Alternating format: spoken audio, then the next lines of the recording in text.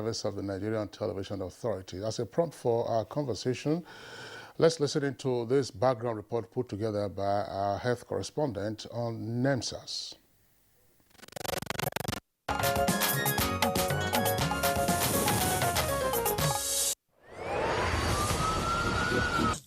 Emergency medical and ambulance service provides response and medical transport for millions of sick and injured persons who oftentimes are caught up with their fate. It reduces morbidity and mortality in disaster and mass casualty incidents.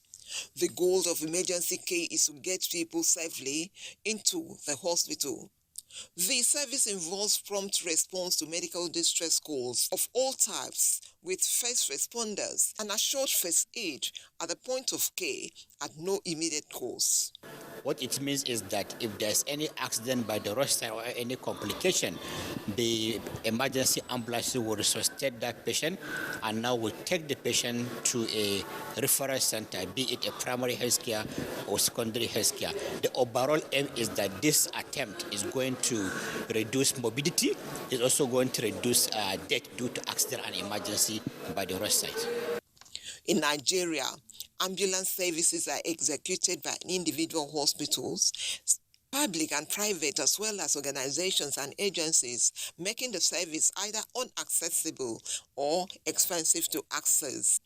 To reduce the number of deaths caused by the delay in access to healthcare services is the reason for the signing of the memorandum. NSAS is an essential ecosystem towards disaster risk reduction and governance for the health sector. And I assure you we will host the pilot scheme and work very closely with you so that it can be expanded to all parts of the country. The availability of these essential services is also needed to combat harmful traditional practices and strengthen the decision-making power to seek appropriate health care. The service pathway is to be managed by a number of highly trained professionals. The Federal Ministry of Health relies on many organizational partners to perform these service delivery functions effectively through a mix of public and private sector healthcare providers.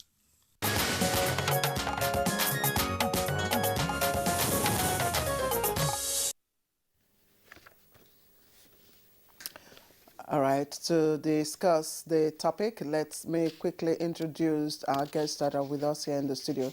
Dr. Sagie Hanire, Honorable Minister of Health, is right here with us. Honorable Minister, thank you for joining us. Thank you for inviting me. Yes. And Happy New Year. We haven't seen this year. Yes, Happy New Year to you too. Thank you. Also joining in our conversation for today is Dr. Abubakar Tafida, his Secretary, FCT Health and Human Services Secretariat. Thank you, as always, for joining us. Good morning. Thank you. Good morning, all. Also, would like to welcome Dr. Felix Ogedegbe. Dr. Ogedegbe is chairman of the National Emergency Management Treatment Committee. He's also the Chief Executive Officer of Cedar Crest Hospitals here in Abuja. Dr. Ogedegbe, a pleasure to have you this morning. Yeah, thank you very much for having me this morning. My pleasure to be here. Okay, and also part of the conversation is Dr. Samuel Oyeniyi, Deputy Director in the Department of Family Health at the Federal Ministry of Health. Dr. Oyeniyi, pleasure to welcome you to the conversation. Good morning, viewers. Thank you for having me. All right, once again, welcome to all our guests. Let's begin with the Honorable Minister of Health. Honorable Minister, why NSAS? Well, NSAS is the missing link in the health system, in that if you have a system that works, you have a primary health care, secondary health care, and tertiary health care that are functioning very well, how does a citizen who has an emergency, who has dire need, how does he access those services at an odd time of the day or even during daytime, especially if he doesn't at that moment have money in his pocket? Now, the lack of that service has been responsible for a large proportion of the maternal mortality and the under-5 mortality, and also what we might call needless deaths in other emergencies at workplace or at home or during accidents. So a mechanism of this nature, which is already taken for granted in many developing countries, in the United States, in many European countries, you already have a medical emergency system that you can call on during the time of distress. Many developing countries don't have that. Nigeria is just among the very few, I think 2 or 3 African countries developing this service for citizens to have access to the health system at the time of need, at the time of distress, and at no cost, because not having money at that time can be a factor that determines whether you live or not. So we want to eliminate all those barriers and have citizens get access to health care in time they need it most urgently. Okay, Honorable Minister, thank you. You just said at, maybe affordable cost. You said something like that, at low cost. At no cost at the point of service. At low cost. Okay, but I'm speaking for the people now. This may sound elitist or even bourgeois. How does it concern, the poor people, who live in the rural areas and who do not have access, to not just quality health care, who do not even have access to health care facilities, and who needs these emergency services most? Very good. So that is why developing the medical emergency system goes hand in hand with developing the health system. That's why we're also pressing for developing both primary and secondary health systems, and of course the tertiary systems, to work together so that you have availability, accessibility, and the accessibility is both physical, that you can get there, and also financial access. And at the time of need, you might not have the physical or the financial access, and that is not a good determinant of the progress in the health sector of any country. So developing access goes along with developing the urgent care centers. So we're also designating urgent care centers, which we shall help to set up, that persons can be taken to in time of emergency. Which comes first? Is it ensuring that the healthcare centers, are in place, the facilities are in place, or rolling out the, emergency medical services? They go hand in hand. So we are pushing also for developing the health system. We are preparing also for a primary healthcare summit coming up very soon, because some primary healthcare centers will be designated as urgent care centers. Urgent care centers will be hospitals, either private or public, it won't matter which are prepared to receive emergency before they are referred to for definitive care.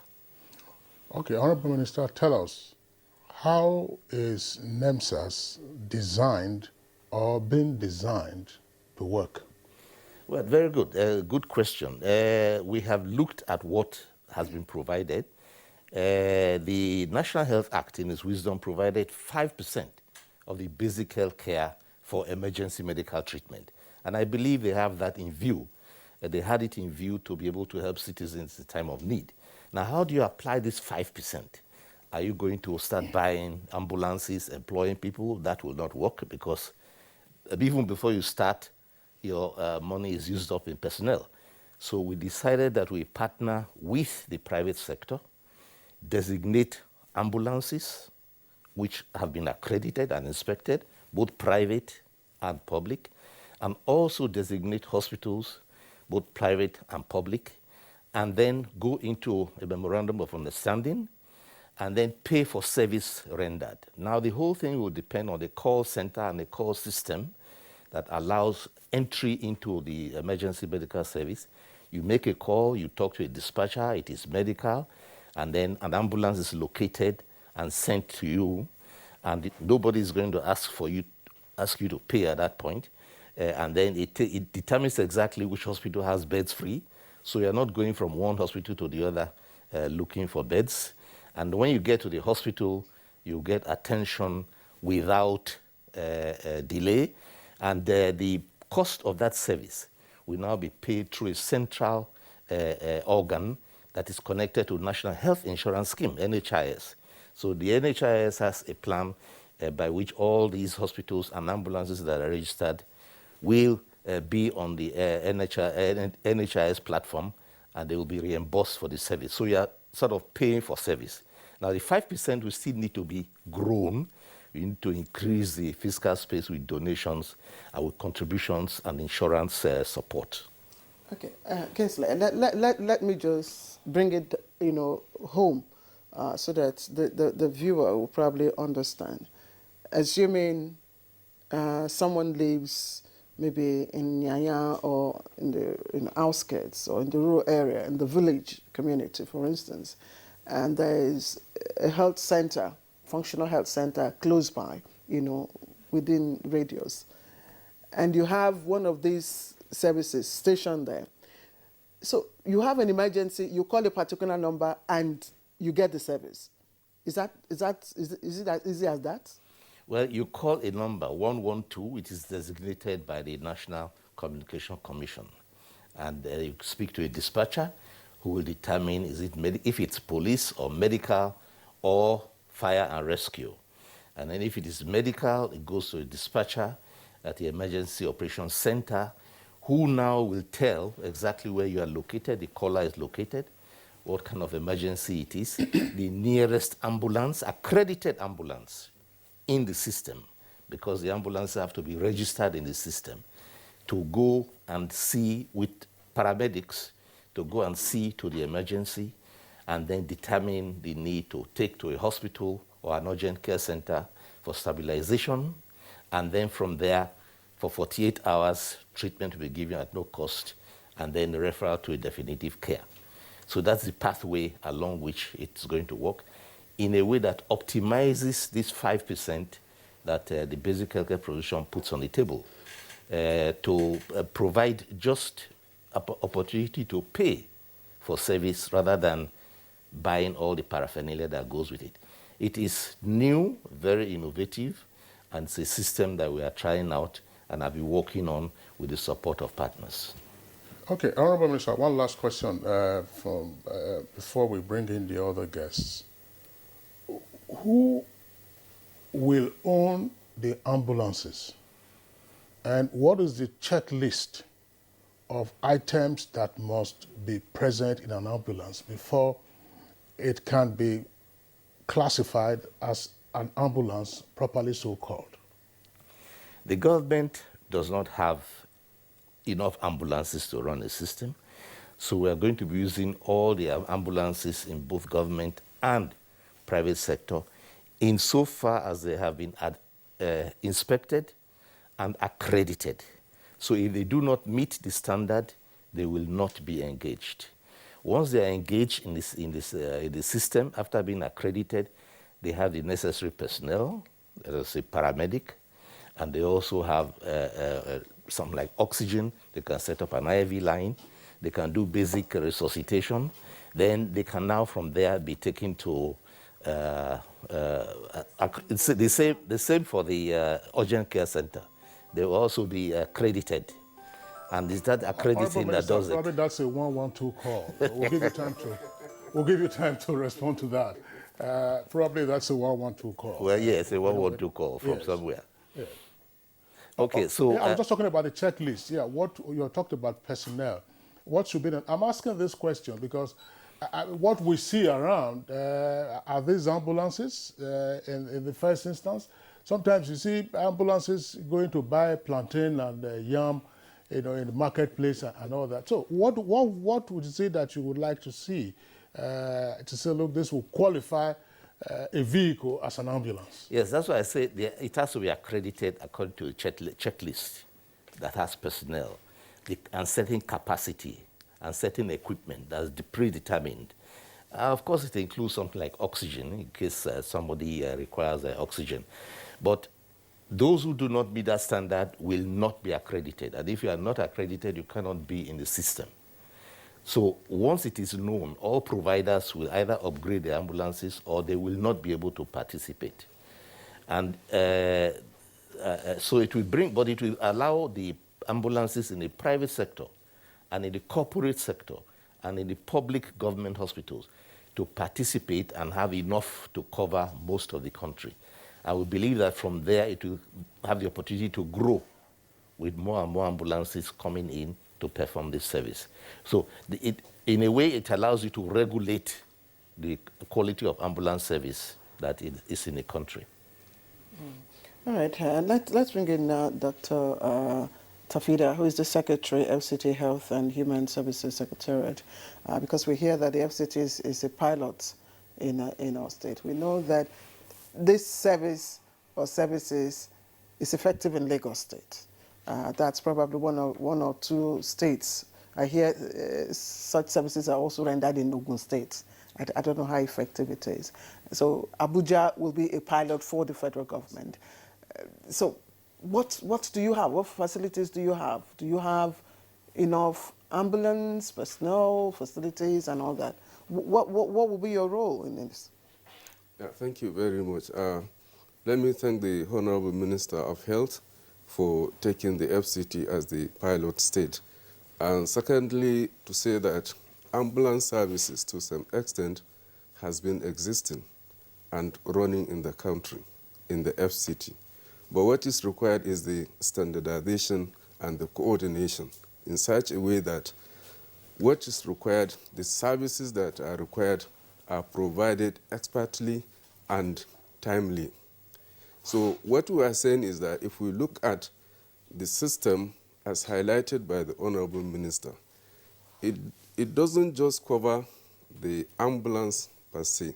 We are talking about what happens to a rural pregnant woman who would need an emergency care in times of labor. What to do with somebody who is sick in a rural place that is not accessible except probably by sea. So those have all been taken care of. But when we come back to the FCT, the system is such that since you are dwelling so much on an ambulance, I think the issue is not bringing the example of an ambulance being used in carrying yams and plantain. But the truth is that in the system, an ambulance should have a driver and 2 trained nurses. So to run a 56-hour week service, you need to have 3 drivers and 12 nurses. Now for this is the unit that will provide the emergency care. And you will have a call center that will be managed by dispatchers with a coordinator. Now what we mean by that is that the NSAS is the program implementing unit at the national level. And the MSAS is also the PIU at the state level, with a coordinator who is a medical personnel with prerequisite training, dispatchers and other support team.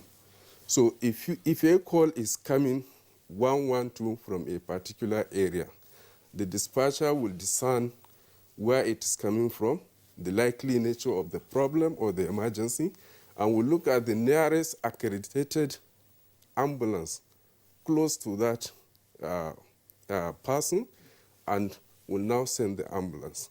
So 3 things happened. 1, the ambulance, the personnel will check in the patient, assess the problem, institute emergency care, as they are also lifting that particular patient to an emergency center. Now, this emergency center, also accredited, will have all the prerequisite instruments and personnel ready to receive this particular patient.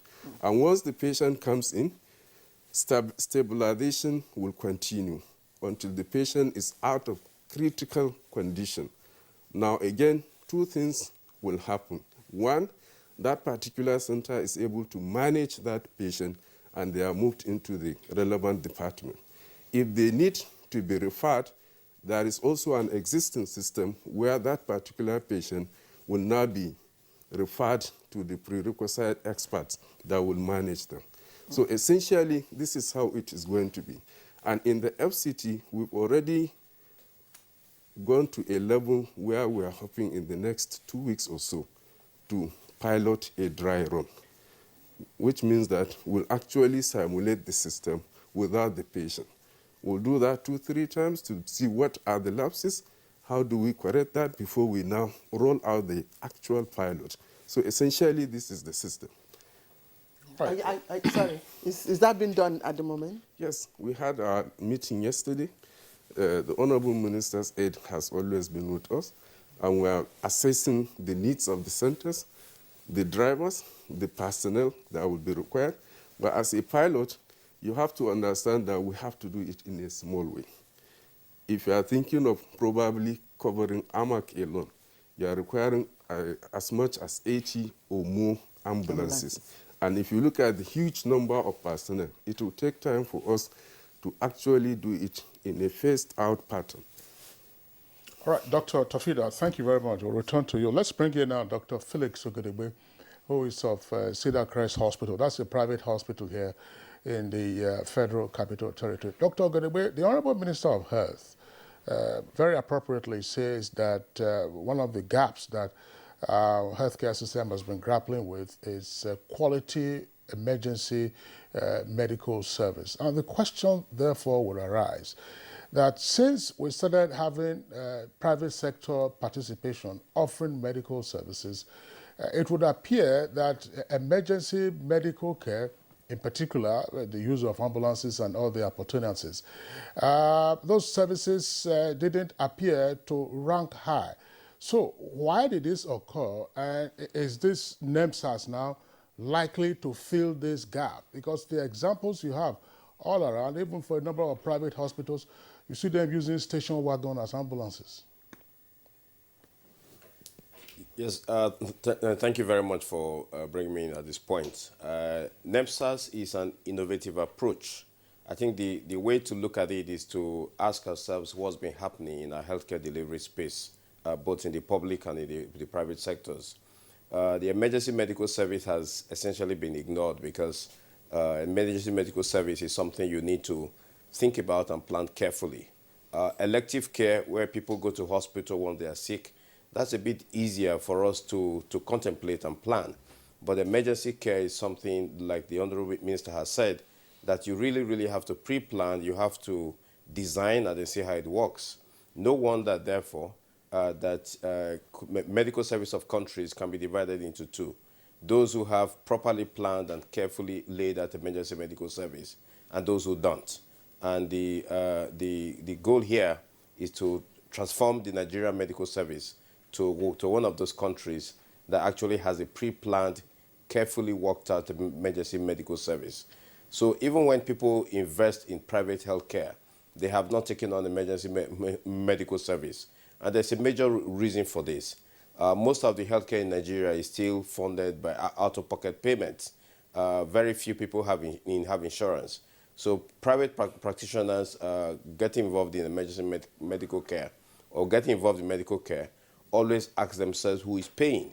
And if you look at the problems we've had, patients who even manage to get to the hospital without an ambulance service might be rejected care because there's nobody to pay for them. That is where NSAS actually comes in. First of all, NSAS makes sure that patients get to the point of care. And not even that, in addition to that as well, NSAS is going to make sure that care comes to the patient. Because remember that the ambulance and crew are just not going to be a transportation device. They are going to be able to offer care to that patient at the point of need. And not every patient that the ambulance responds to need to go to hospital or go to the urgent care center. Some may be cared for and discharged on site. The other point is, by the time they then get to the hospital, like the Honorable Minister has said, we must remove this desire for people to want to be paid before they look after people who are acutely sick. If somebody is in an emergency and comes to the hospital, that center, that urgent care center, that hospital, be it government or private, because this is not only specific to private hospital as well. In government hospitals, you also ask to pay. So they must remove that desire, that need, that reliability on patients' ability to pay at the point of care. We know in practice that many people have died because they didn't have money at that point in time, and they could fund their care. And we're saying that you don't actually have to lose anybody because they don't have money to pay. We have to make allowances for emergency medical care so that patients don't pay at the point of care. So that's going to bring something we haven't seen before. It's innovative. So you come to hospital, you need urgent care, you need the drip, you need blood, you need an operation, very, very quick. You have a pregnant woman who needs a cesarean section so that she and the baby does not die, and they get it. And the hospital, private or public, that is giving that care is guaranteed by government through NSAS, and you utilizing 5% of the emergency medical treatment fund, of the basic healthcare provision fund, and such other funds that will come into the space. Utilizing that fund, people are guaranteed care, and private and public practitioners are then going to be able to play more on the emergency space. So in a nutshell, before now, nobody really wanted to do emergency care because they're not sure how they'll get paid. But going forward, once this program rolls out in the FCT and thereafter in other places, people will be interested in carrying out emergency care. We must understand that emergency medical service, like has been said, is the missing link, and it's an industry in itself. We have to provide the ability to look after people who actually would go to harm if they don't get care immediately. It is not something we should be proud of, that we don't have a defined, up to this time in 2022, that we don't have a defined method of looking after emergencies. So I'm glad that we are part of it. I chair the National Emergency Medical Treatment Committee, which brings again that innovative aspect that you're bringing in public resources, private resources that are already existing and that are expandable to be able to provide this emergency medical service. Thank you. Dr. Felix Ogedegbe, thank you. Thank you for your opening comments. Let's bring in now Dr. Samuel Oyeniyi, Deputy Director, Department of Family Health. Dr. Oyeniyi, thank you for holding on. Please, could you share with us the conditions, to access these services? And if you may also drive with, a common scenario, how this really works, since our target is really to bridge the gap in maternal and child mortality. Thank you very much. We are talking about the vulnerable group, which will be beneficial to them, the women, the newborn, the children, in terms of emergencies. So this vulnerable group, we gain a lot in this emergency transport system. And when we look at the maternal mortality, newborn and infant mortality, according to the NDHS, that's the National District Survey of 2018, we have about 512 per 100,000 live birth of maternal mortality. And the other indices for infant, newborn, they are not also very favorable. And the conditions or the factors contributing to this are from the delay models.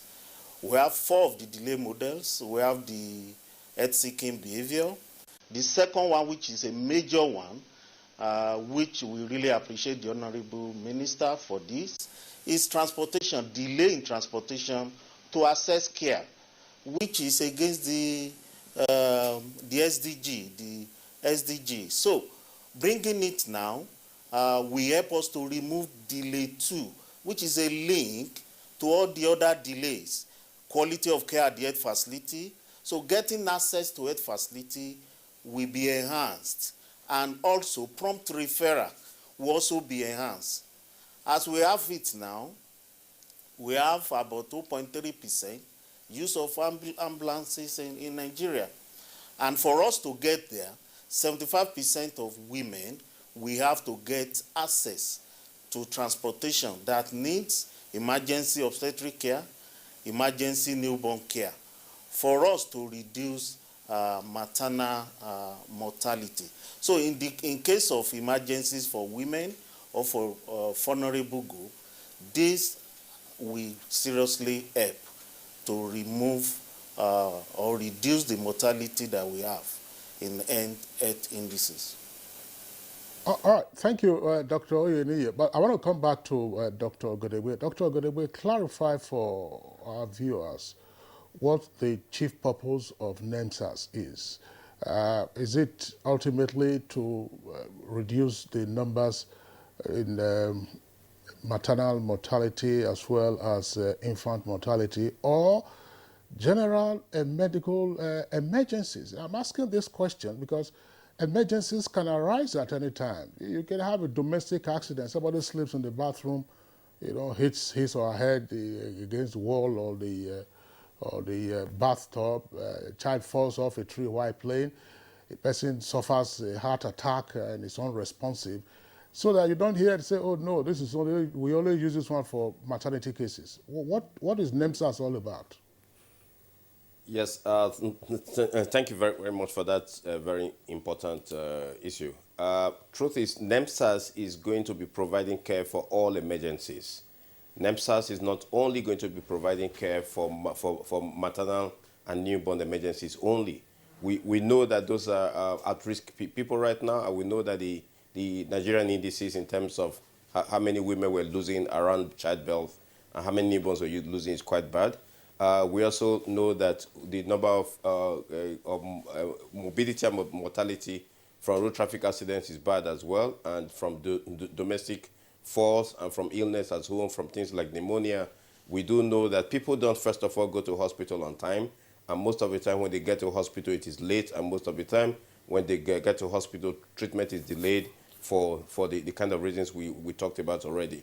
So NSAS is going to ensure that ambulance service available for a wide variety of disease conditions or for all people. So it's not just going to be women and children. Road traffic accidents, domestic accidents, fires, infectious diseases, and all of that you've mentioned. People who have strokes, we begin to see more strokes and heart attacks now. We do know that often and again you hear in the news that somebody dropped dead.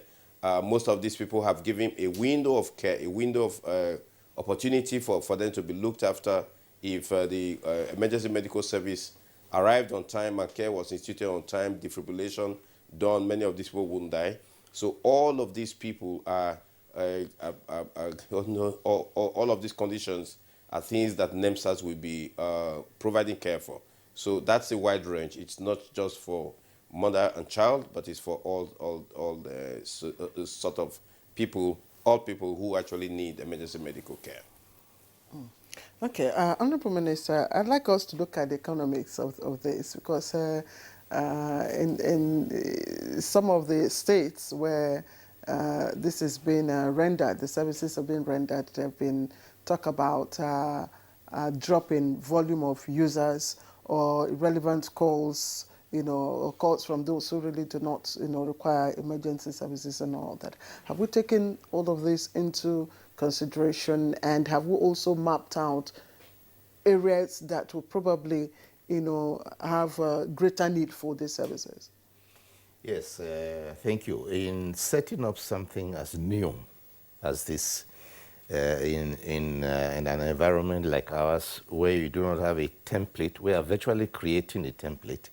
We expect quite a few challenges, and we have tried to imagine all those challenges and find solutions to them.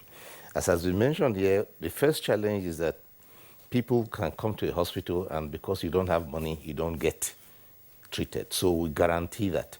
Now, and who has done the treatment needs to be paid. So we are working with the National Health Insurance Scheme very closely. They're actually custodians of that 5% that government is providing through the Basic Healthcare Provision Fund, and they disburse that money only to hospitals and ambulances that are already accredited and registered. So there's a clear channel of disbursement through the NHIS. So we have a lot of collaboration from various partners. And the definition of what is an emergency care, we have already put a rough limit of 48 hours.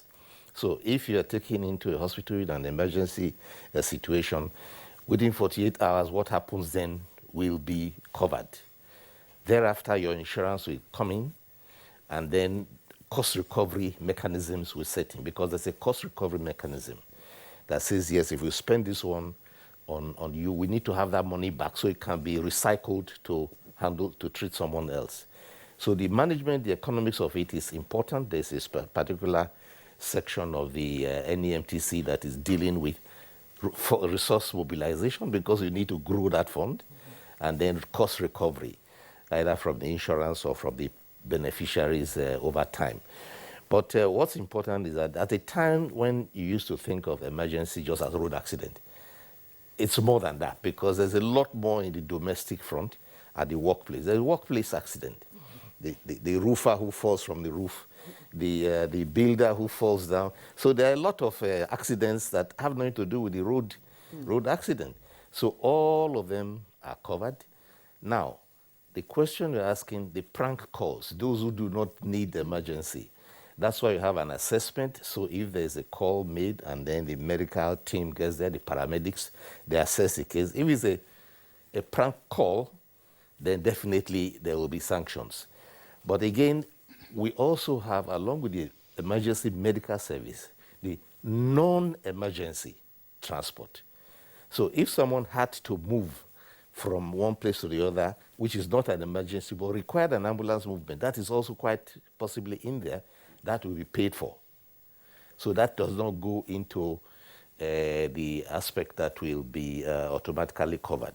So for non-emergency transportation, that is the bread and butter of the system. We may need to do a lot more reorientation, because the orientation of ambulance service we have here is that, well, Kingsley mentioned those carrying, tuber of yams, is that, they're carrying either corpses, or going to the morgues and all that. So for Nigerians to get, used to this, we need... Such ambulances will not be accredited. They will not be accredited. They will not be accepted. Ambulances that they used to take to Wuse Market or Taco Market.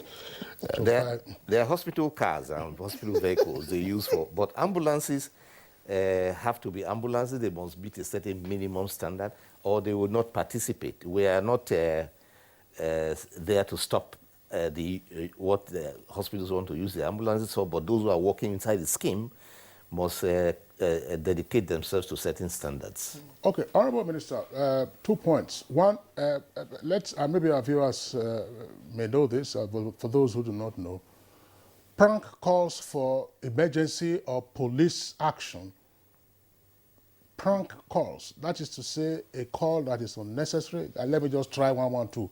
There is a fire somewhere, there's a robbery incident somewhere. It's an offense. And so if you think that you can just, let me just try this, and you are traced, you face the consequences. It's a misdemeanor regardless, as the law will say, but it's an offense and you can be prosecuted for it. Honorable Minister, from your explanation, is subscription to the NHIS a prerequisite for participation or access to NSAS? Subscription, are you talking about the individual or the hospital itself? The individual. Yes, definitely. The individual yes, because subscribe. the insurance, health insurance itself also has its own enrollees for their own service.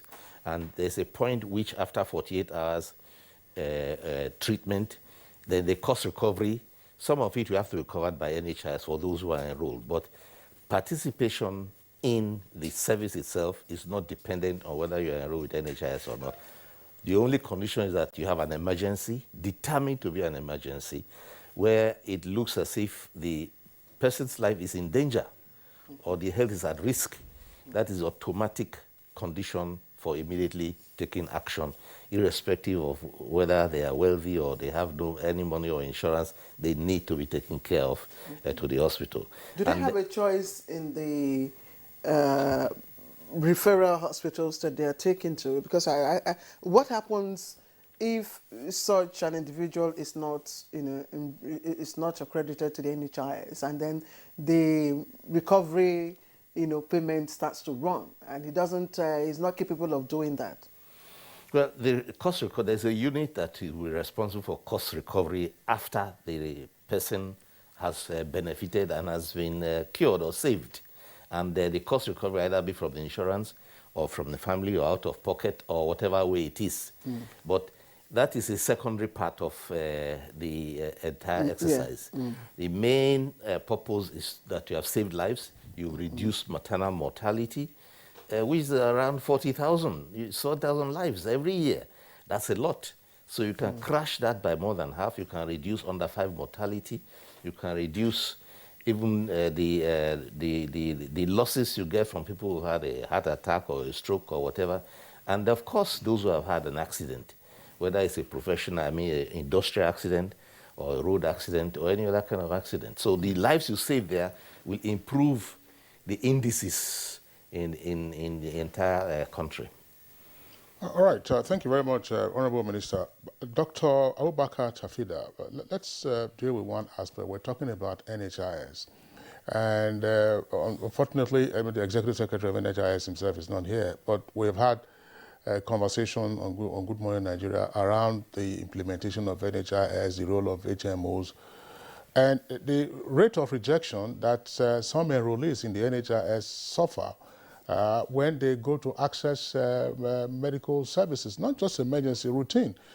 In some cases, we hear that some of them get given generic drugs, for their treatment, and that the quality of care that they get is a climb down from what they would if they were paying from out of their pockets.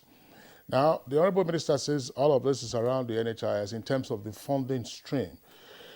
What should we watch out for in terms of implementation now that you are the pilot for this program? What will be the things that you are watching out for? Will it be overcharges? Will it be rejection? Will it be XYZ? Typical complaints that we have had around NHIS. Yeah, since we are talking about NSAS, I would ride on what the Honorable Minister said pertaining the payment.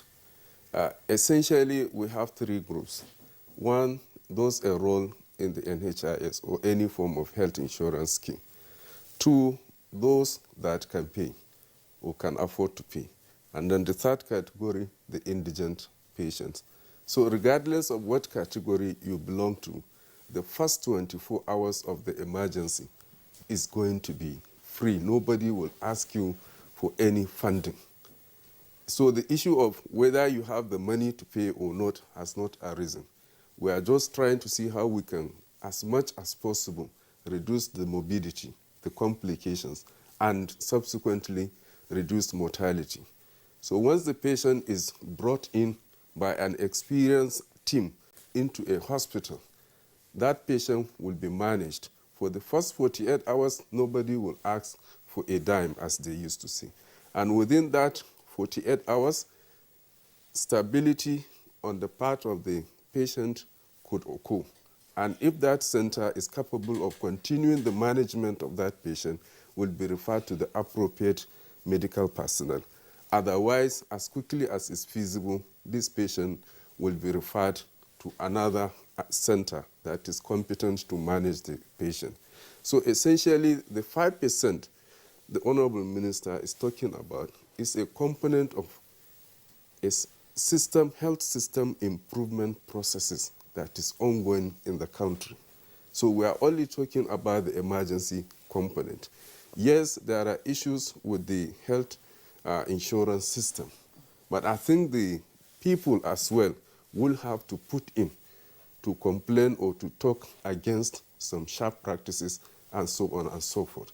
So coming back to this, I think there is, in the emergency medical service, medical and ambulance service, we are talking about the whole health system, the public, the private, and others, especially the beneficiaries.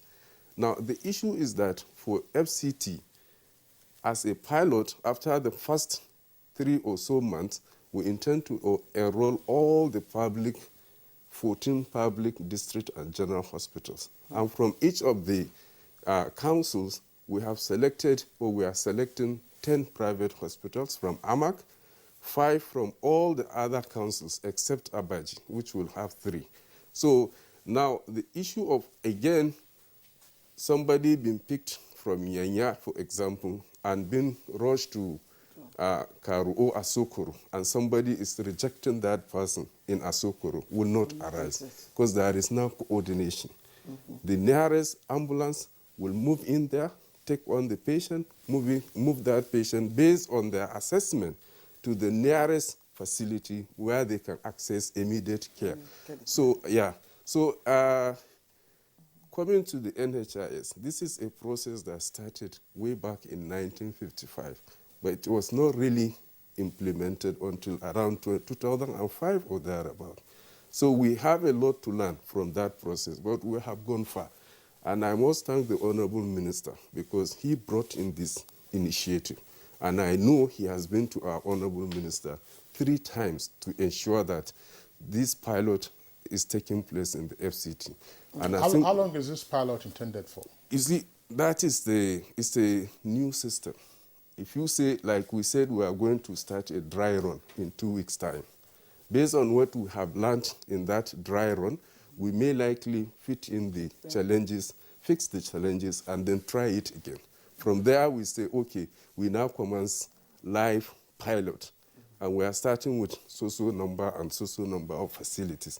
After that, from what we have learned in terms of communication, the teams working, the hospitals, the emergency centers, and the overall coordination, we now learn what we have learned and put it back and expand.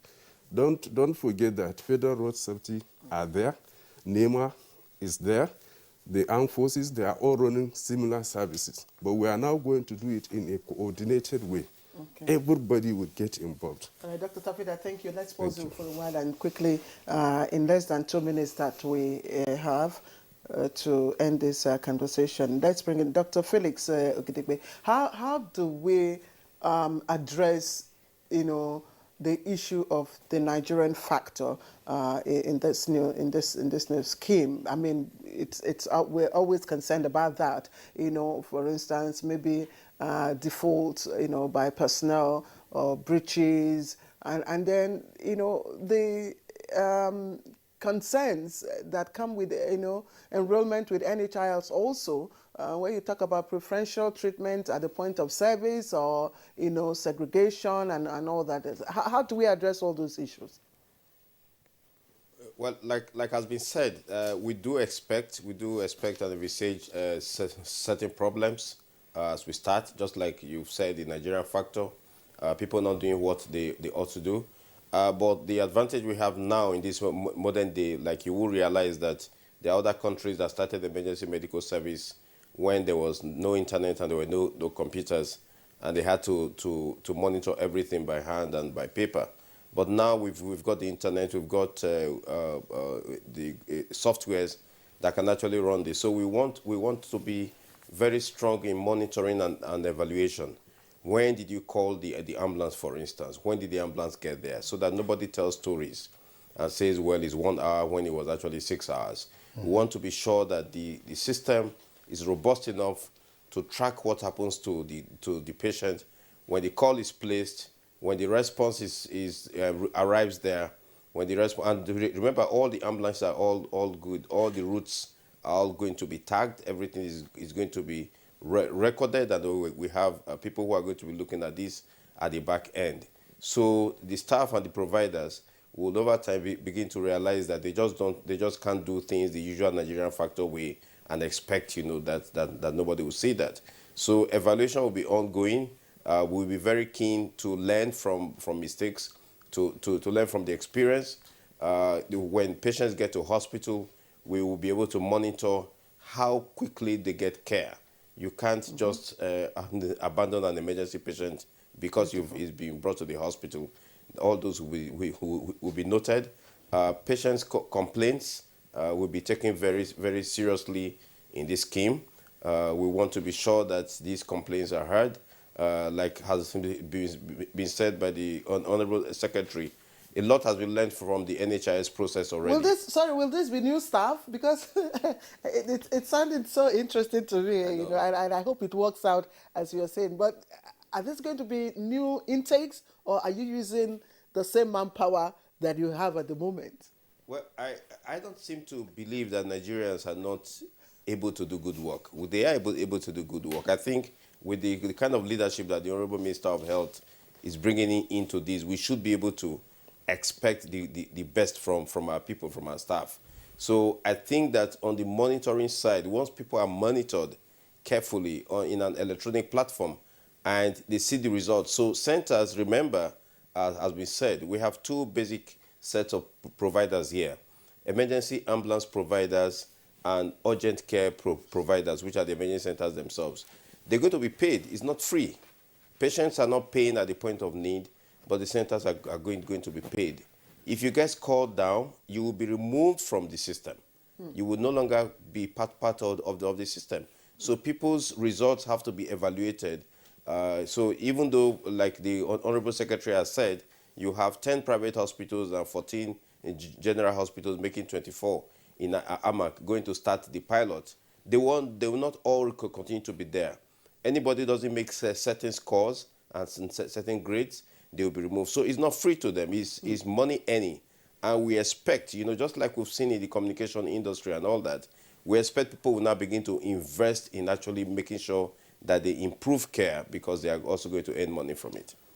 All right, Dr. Godegbe, thanks. I hope that we have some other time to return to this conversation. Laudable idea that the Honorable Minister of Health has introduced. But on the practical level, you run a hospital and you're all medical personnel. A person who is in an emergency has no control over himself or herself. And assuming that family or friends are not immediately available, the individual will rely on good Samaritans. And if it's really a bad case, the person is taken either to the ICU or stepped down to HDU. And now you say that after 48 hours, the person will begin to pay from out of his pocket. If the person is in ICU for days, beyond 48 hours, how does that happen? So let's look at how this works. Things don't get kicked in because it's 48 hours. Once you assess the patient, I run in a private hospital system, and we've actually been operating this kind of service at a very low scale. So in our hospital where we work, for instance, we don't ask who is going to pay for patients before we resuscitate them. We make sure that all patients are resuscitated, revived, and then we begin to ask questions from there. To be honest with you, even though the 48 hours is the limit that has been put, most patients can be sorted within a few hours. Most of our patients are dying because of very simple things: no oxygen, no drips, no fluid, things like that. Stop, give some antibiotics, stop bleeding. So they're very simple things. Let's not keep thinking that people have to get extreme levels of care to be alive. And we're talking about numbers here. Most people will be saved by simple interventions.